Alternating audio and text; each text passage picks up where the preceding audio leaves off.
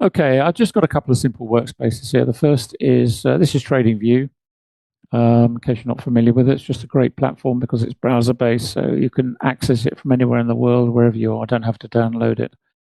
Um, this is six of the majors. On the top left, I've got Meta, Broadcom in the middle, Apple, and bottom I've got Tesla, Nvidia, and Palantir. And the reason I've got Palantir is because, well, two reasons actually. Sorry, that's not Palantir. Wrong one. Let's click on that. There we go. That's Palantir. Two reasons really. First of all, because it made us, it brought a smile to our faces because in the UK press, Palantir was highlighted in one of our local or one of the national papers here as a stock to that you may be unfamiliar with and therefore one to invest in. And for those of you who've been coming along regularly to webinars in the past that we've done over the years, you'll know that we always say the same thing, that once an investment or a market opportunity hits the national press and is seen as an opportunity for you to buy, then you can be pretty assured that it's getting to a top and may well have reached the zenith of its travel. So it was interesting to see Palantir that was touted as a stock that you have never heard of, which of course we have, and I'm sure you have. Most people in the industry have heard of it.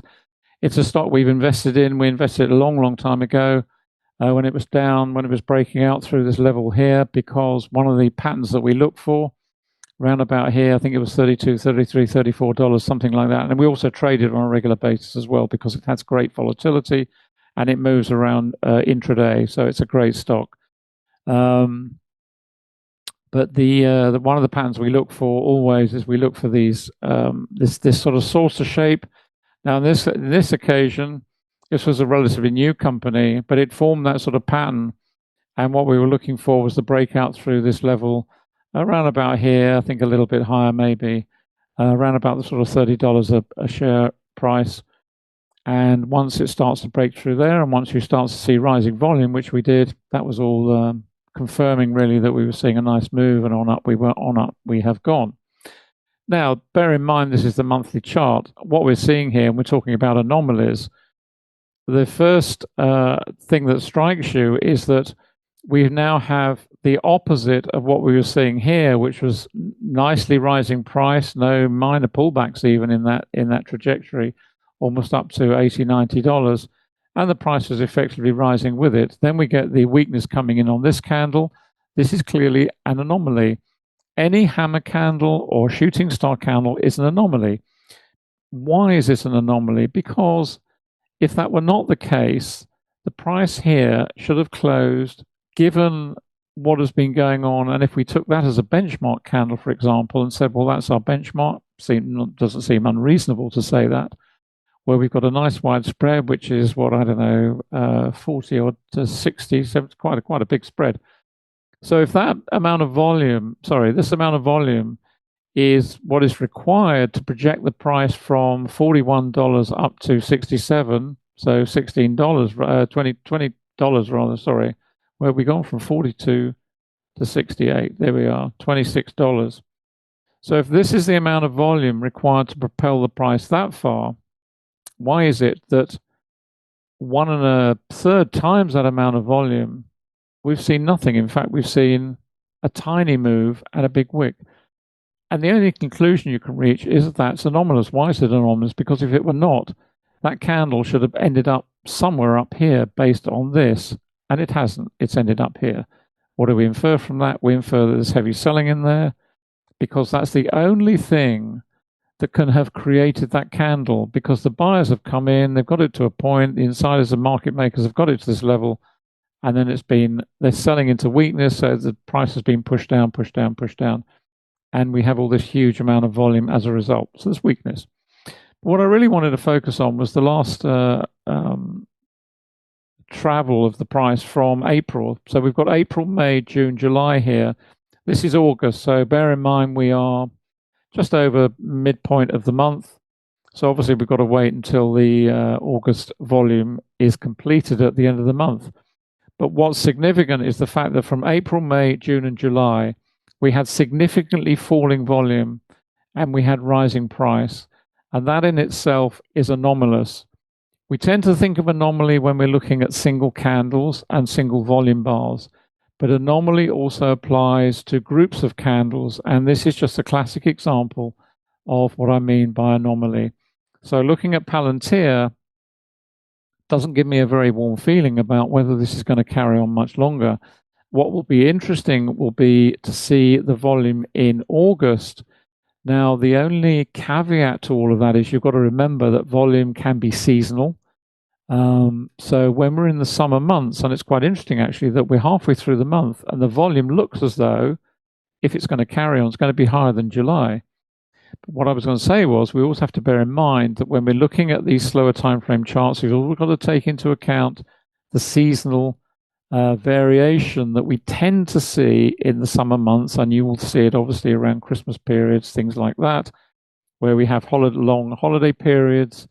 Markets tend to shut down around the sort of 11th, 12th, 13th of December and don't really get underway until the sort of second week in January. Volumes are very light. It's what you expect to see.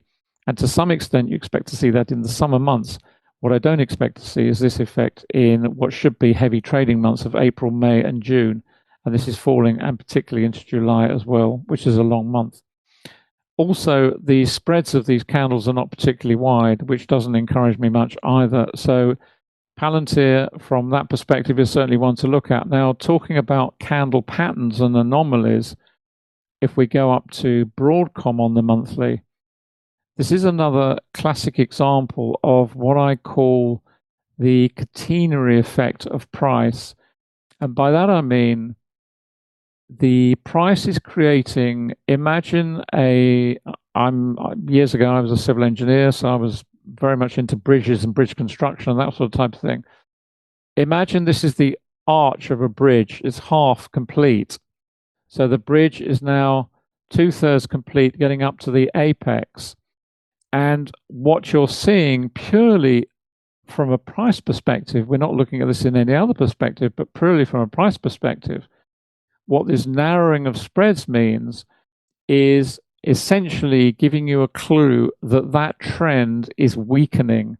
And it's weakening because these spreads are narrowing. And this is just a classic example of what I refer to as the catenary price action, where the price action is flattening. It's coming over in a curve and it's coming up to the apex. Now, it doesn't automatically assume that we're going to see the market collapse, in this case, this stock. What it does mean is that we're probably going to see some congestion building at the very least at this point, and possibly a reversal in due course. What's also interesting about the volume here, again, similar to Palantir, it's kind of falling away. It doesn't look very strong. And it's just another example of looking at anomalies. Now, what I'm going to do now is I just want to flip over, go completely the other way. We'll go to 3 minute. These are all linked, so they'll all change together. There we go. And what I want to go to is Tesla. Let's just pop that up full size. There we are. Just make it look more realistic. There we are. Let's pull that down a bit. Okay. And let's just clear there we go. Okay. So this is today for Tesla. So if we scroll right back to the open of the market, which is 2:30 our time, the first candle that comes in is anomalous. It has to be anomalous. Why? Because again, if this were a genuine move, we would see the price up here somewhere, ton of volume coming in, and the price has gone nowhere. So the market has tried to rally. The insiders are opening the doors. They are applying volatility. For the first, this is a classic price action in the first 15, 20, 25 minutes, 30 minutes, whatever. It varies from day to day, but the one constant is volatility. And this is with the volatility indicator, which signals the fact that price has moved outside the average true range, and from which we can assume one of two things, that we're either going to see a reversal or we're going to see congestion. But nevertheless, we will see volatility, and it's reflected on the 3 minute time horizon. So this is an anomaly, and that's a single candle and a single volume bar, obviously. But what I wanted to show you really was down here. So we move across, just phase it out a little bit, because we see anomalies everywhere. And in all time frames, and once you start to look for them, they will jump off the chart at you, and you'll see them, as I say, in every single time frame. And let's just look at some very simple examples. We had some congestion, and we get our first candle here on potentially what looks to be setting up to maybe a rally, a breakaway from this congestion phase. Not unreasonable. Volume, I've scaled out the volume from the start because it tends to distort everything. So the volume on that candle looks okay. Volume and price in agreement, generally speaking. Then we come to the next candle, higher volume, and the price has gone nowhere. So is this an anomaly? Of course it is, because if that were not the case, then if we take this as our benchmark, and benchmarking is something we do constantly as part of VPA, because what we're trying to do is we are trying to establish within the chart, within our time frame, within our session, whether the volume we are looking at is correct. In other words, it is in agreement, or is it an anomaly? And when you're on these fast time frames, we don't have to worry so much about sessions and are we looking at this session, are we looking at a UK session, whatever, because we can compare any of these volume bars on here because it's all within the same time frame or within the same session, the US session. So the second volume bar comes in, it's much higher, and yet the price has gone nowhere. And then we get a third effect, exactly the same thing. That hardly would give you much confidence that what we're seeing is a continuation of what we thought initially was maybe a breakout, because clearly we've got what Wyckoff referred to as effort and result. In other words, we've got more effort going in here and much less of a result. In other words, the price has hardly moved at all, and the same here. So you will see these everywhere, these anomalies we're constantly looking for. And VPA, when you distill it down to its bare essentials, is simply that. It is identifying whether price and volume are in agreement or whether they are in disagreement. In other words, an anomaly. And that's really all VPA is about. It's about understanding the relationship between price and volume, whether you're looking at it on individual candles, whether you're looking at it in groups of candles, and then from that, you then can conclude and come to a decision from your analysis as to what is like to happen next. And as Anna said, what we do in the sessions with our students is a lot of live edge trading. This is in hindsight, but we do a lot of live edge stuff where we read the chart at the live edge as the bars unfold bar by bar. Here's another little anomaly. If we look at this little price move here, we start off, we get a lot of volume coming in. Okay, it looks a bit suspicious because we've got a lot of volume here and not so much here. But we carry on to the next one, which is really confirms that candle. So the two of those together, you can say, well, they're both pretty much the same size. Remember, this is an art. This is not a science. We're not looking at this from a metric rule precision. We're not looking at it from a slide rule perspective. We're looking at it from an artistic perspective. And we can say these two candles are pretty much the same. This one's maybe a little bit bigger, but the volume is pretty much in agreement between the two. So that looks fine. The anomalous candle is this one, because whilst the volume has dropped a little bit, the actual spread on that candle is very, very narrow. And if these two candles are correct, then what we should have seen here is at least a candle that came down here somewhere. And yet we haven't. We've got a narrow spread candle. So what does that tell us? Well, it tells us there must be a degree of buying in here, because if that were not the case, if this was selling as it was in these two candles, this is selling, this is selling. Now we have some buying coming in. Why have we got some buying coming in? Because the price has compressed. That's the only logical conclusion that you can arrive at as to explain why it is that the volume that is pretty much the same as these two, and yet the price is done what it's done. And that's the only conclusion you can arrive at. And therefore, from that, you can conclude one of two things. Firstly, that we are likely to see a reversal, or we are likely to see some congestion. And in this case, we get congestion and we do get a mini reversal as well. But what it gives you is a heads up, because if you were trading this short at this point, the alarm bell would be ringing, because what should be happening here, certainly in a price waterfall, you should be seeing widening spreads, which is the other aspect to a price waterfall where you see price selling off hard. You want to see widening spreads and you want to see rising volume. And you've actually got the opposite here. Whilst we've got decent spreads here on the first two, and that looks encouraging on this third one, that looks discouraging to say the least. And at that point, I'd be paying close attention. And I'd be sitting through this waiting. I wouldn't necessarily be out. I'd be sitting here. I'd have a level here and I'd have a level down here as my triggers to decide what to do. If it breaks the downside, fine, I continue holding. If it breaks the upside, I get out the trade. Simple as that. And the other aspect that also gives us information about what is like to happen next is this little candle here.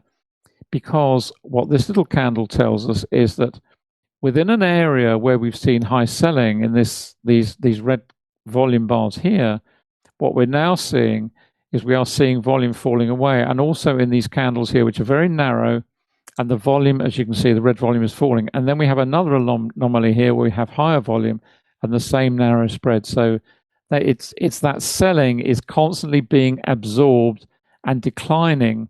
And therefore, the expectation that the move is going to continue lower seems unlikely, and on balance, more likely to move to the upside. It doesn't go a great deal farther. It doesn't go very far in terms of the trend up, but nevertheless, from where is it, 327 up to 329, may be enough for you as an intraday day trader. So this whole business of anomaly can apply to any time frame. It applies to VPA universally. And the beauty of the VPA methodology is that whatever time frame you learn it in, whatever time frame you practice it in, the principles, the analysis, the conclusions are all the same. It doesn't matter whether you're looking at a monthly chart as an investor or whether you're looking at a 1-minute chart as a day trader or an intraday scalper. The application of the methodology is identical and works in exactly the same way. Whatever the instrument, whatever the time frame, it's just a perfect. It provides the foundation stone for everything else. Now, whatever else you do in your trading, at least if you have volume price analysis as your foundation, it's like the foundation of a house. You have a cornerstone. You have something solid on which everything is built. If you then thereafter want to bring in Fibonacci, you want to become an Elliott wave trader, you want to trade indicators, you want to trade in particular styles, it doesn't matter, because everything, your decision making is based on the volume price analysis methodology, and everything else then becomes a complementary aspect to that methodology, which is why we have the indicators, which give us information. The accumulation distribution helps us in terms of levels. VPOC helps us in terms of levels and where we've got strong volume on the y-axis, where we've got low volume nodes and high volume nodes. But those indicators are secondary. Our primary focus is on the volume price analysis methodology, which gives us our decision making, and then everything else is complementary once we've made that particular decision. Just to highlight where all the bits and pieces are, you can find everything in terms of the programs over on quantumtradingeducation.com. And we have 2 programs there. We have one for stocks and we have one for Forex. And as a thank you for coming along this evening, if you are interested in joining either of those programs, we have a little discount, a 20% discount. Just use the code LS20%. If you email the help desk at Quantum Trading, that's helpdesk@quantumtradingeducation.com, then the support guys there will arrange for you to have a 20% discount on the price of either of those programs. That's just as a thank you for coming along this evening. So take advantage of that. It's only for the people who have come along live. And finally, over on Anna's site, this is where you'll find access to the coaching and mentoring program. And in addition to that, I know a lot of people asked about this. We do have the full color version of the VPA book out now. And also in January this year, Anna recorded the audio version, which has been extremely popular. So Lots of good feedback on those. You'll find those over there as well. And finally, just on the indicators, you'll find those at Quantum Trading for the 4 platforms, MT45, NinjaTrader 7.8, TradingView, and also TradeStation. I think we're done. So I hope you've enjoyed this evening, and we will be back again very soon next week. So have a wonderful weekend ahead, wherever you are in the world. Enjoy with your friends and family, and we will see you again soon. And bye for now.